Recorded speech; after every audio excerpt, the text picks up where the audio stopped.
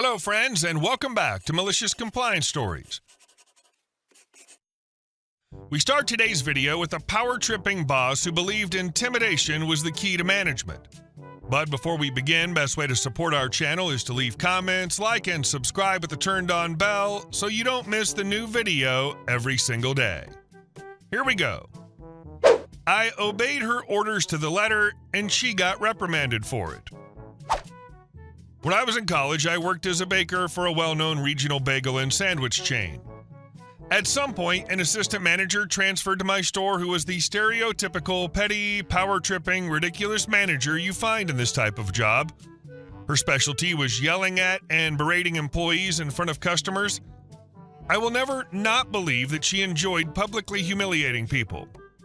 It was tolerable until I agreed to cover a shift at the store she transferred from. Someone there asked me what I thought of her. I thought I was careful as I just commented that she had very high expectations, which were hard for some people to meet. Understatement of the year. Well, this lovely person passed this back to her, which shot me to the top of her crap list. What followed was a series of write-ups for egregious violations like missing some seeds when mopping the floor or not emptying a garbage can that had a single paper towel in it. Lucky for me, I was one of the few people there certified to run the ovens.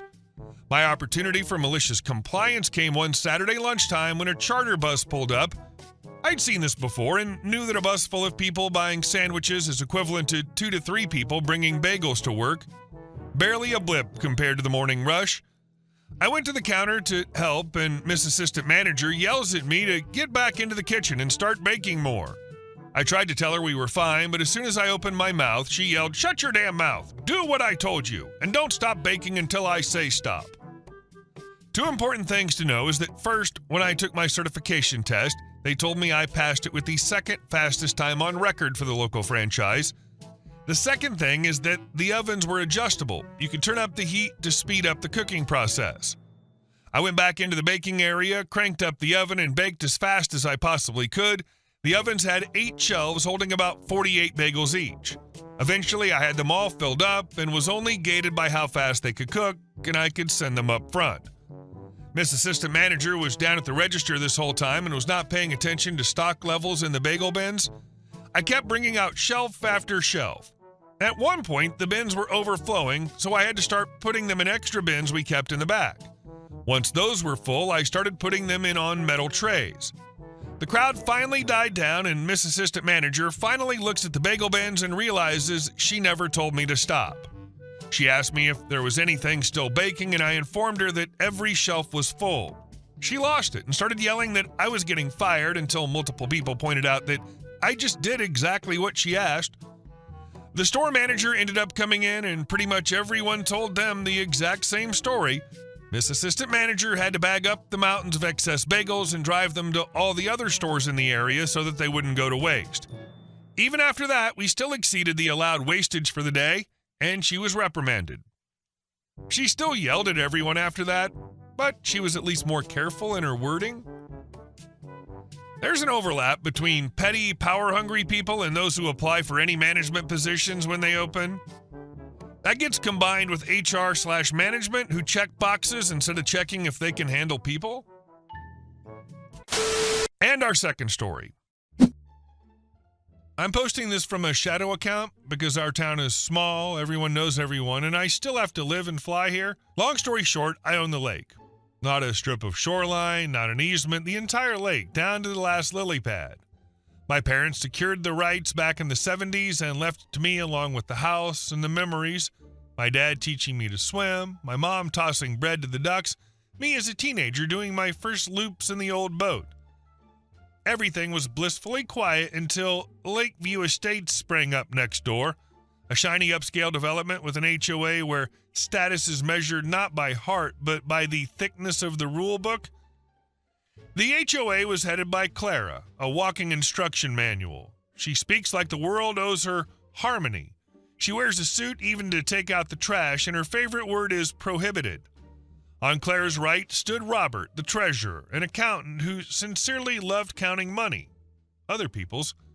Then came Susan, the activist with a short haircut, a order banner in hand, and a megaphone lodged somewhere in her soul.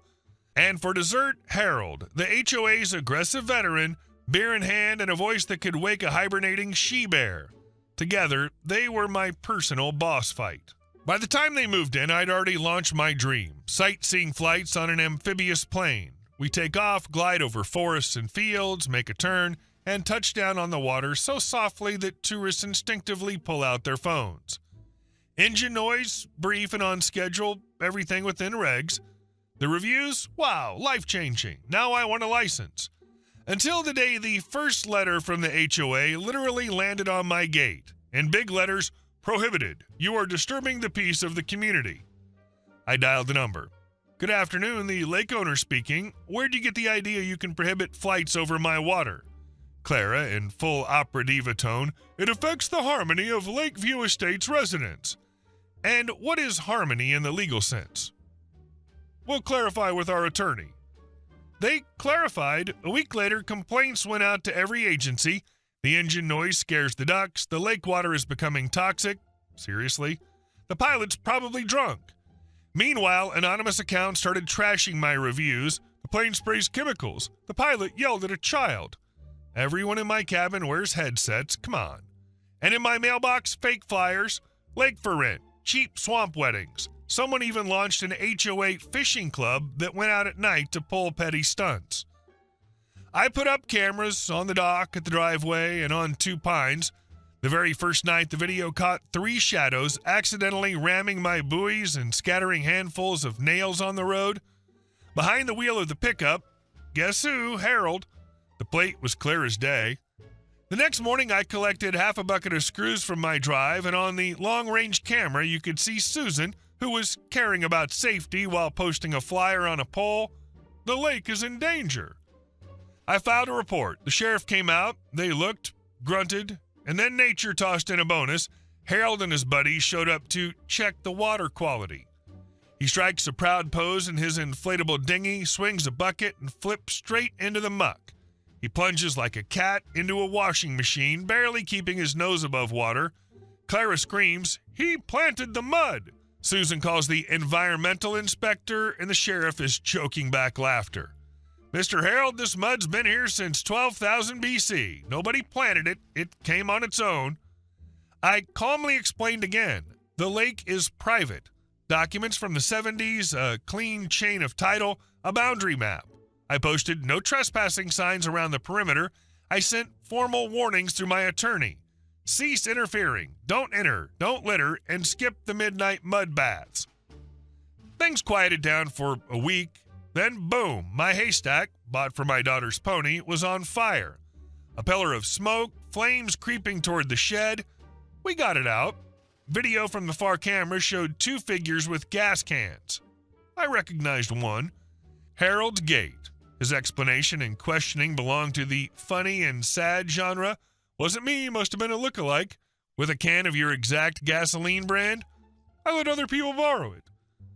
Meanwhile, they started breaking my fence on the Lakeview Estate side, and rumors spread around town he illegally took the lake from the community, as if anyone else had ever owned what my parents lawfully secured with their hard-earned money and sweat.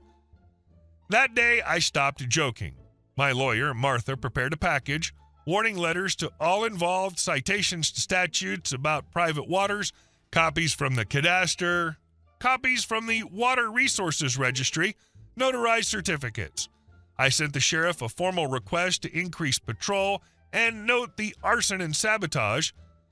Instead of backing off, the HOA filed a lawsuit. Return the lake to the community. That's what they actually wrote, for the sake of harmony, of course.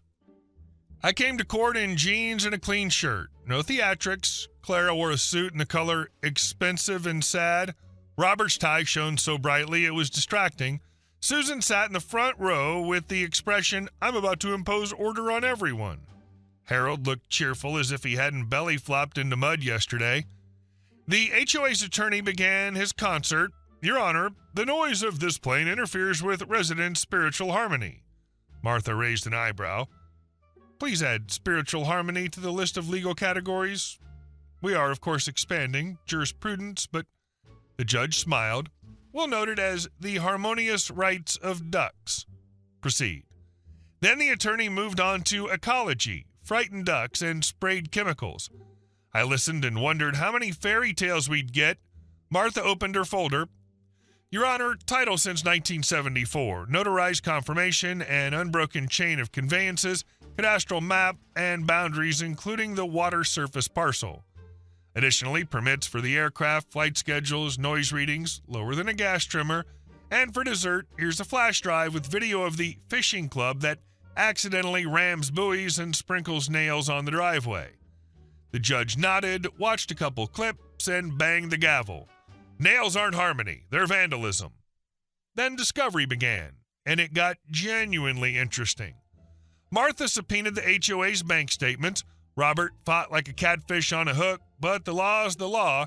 The statements were full of pearls, regular consulting payments to Robert's own account, mixed with business trips to Florida in Clara's name, perfectly aligned with the week she was suddenly riparian law. Susan appeared as a paid order advocate with a curious invoice for printing flyers, the same swamp weddings, and the sweetest, an invoice for bulk nails with a discount on the HOA corporate card 2 days before I was picking them off my driveway. Whispers and wows rippled through the room.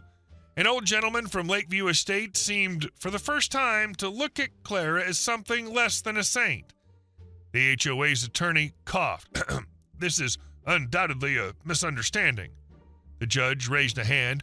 The misunderstanding was your lawsuit. Here I see fraud, abuse, and likely crimes.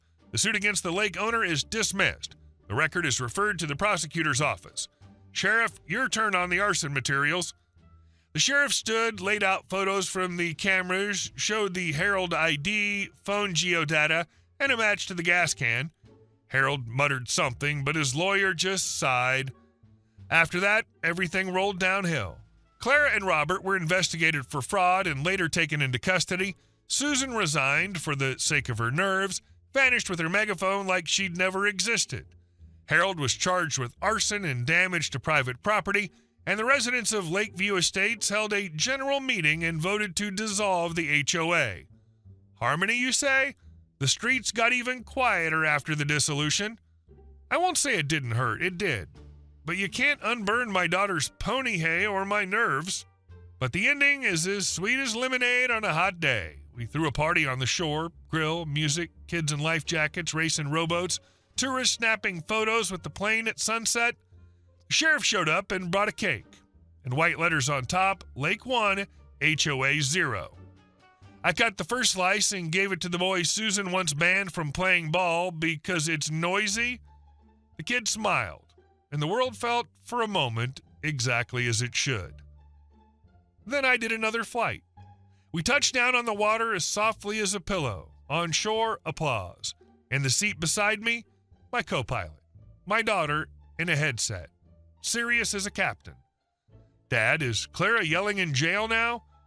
Maybe she's writing complaints. They say she's found a new kind of harmony with her cellmate. And us, we fly. It's our lake. A week later, that same old gentleman from Lakeview Estates came up to me and shook my hand. Son, we didn't know. We thought she was fighting for us. She was fighting for herself. I don't hold a grudge, I said. The main thing is that no one comes here with nails again. No one will, he said, looking at the water.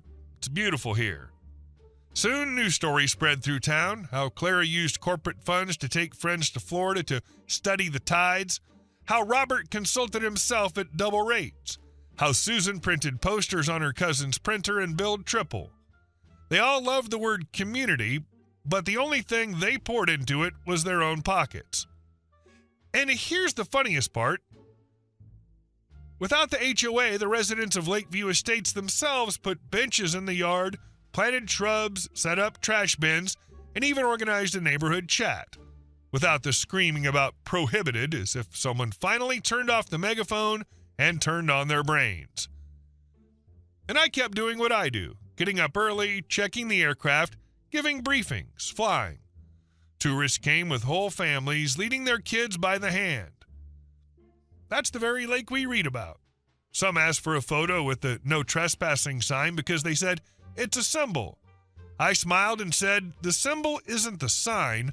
The symbol is people who respect boundaries of the water and of those who live beside it.